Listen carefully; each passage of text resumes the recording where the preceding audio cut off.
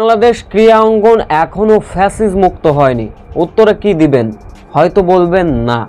তাহলে কি বাদ পড়তে পারতেন ফাহমিদুলের মতো তারকা ফুটবলার, যে কিনা বাংলাদেশের ভবিষ্যতের উজ্জ্বল নক্ষত্র?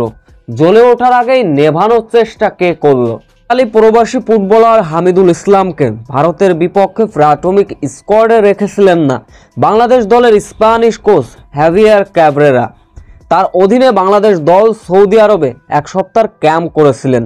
মিশনটা যে ভারতের বিপক্ষে জয় পেতে হবে, এমন কথা ছিল, হামজা চৌধুরীকে দলে ফিরিয়েছিল বাংলাদেশ দল। সেখানে হামিদুলের মতো মহাতারকা কি এমন দোষ করলেন যে তাকে দল থেকেই সেটে ফেলে দিলেন, যার ফলে প্রতিক্রিয়া পড়েছে বাংলাদেশ ফুটবল ক্রীড়া অঙ্গনে।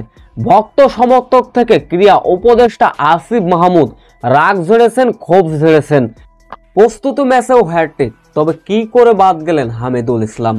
এমনটাই প্রশ্ন ছুড়ে দিলেন ক্রীড়া উপদেষ্টা আসিফ মাহমুদ।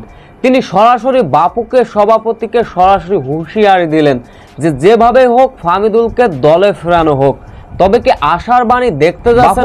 সভাপতি থেকে টিম ম্যানেজমেন্টের সঙ্গে একান্ত বৈঠক করেছেন, তিনিও অবশ্য দিয়েছেন আশার বাণী। ভারতের বিপক্ষের আগেই বাংলাদেশে উড়িয়ে আনা হতে পারে হামিদুল ইসলামকে। সো ভিউয়ার্স, আপনারা কি ভারতের বিপক্ষে হামিদুল ইসলামকে মাঠে দেখতে চান? এ বিষয়ে অবশ্য আপনাদের মূল্যবান কমেন্টটি করে যাবেন।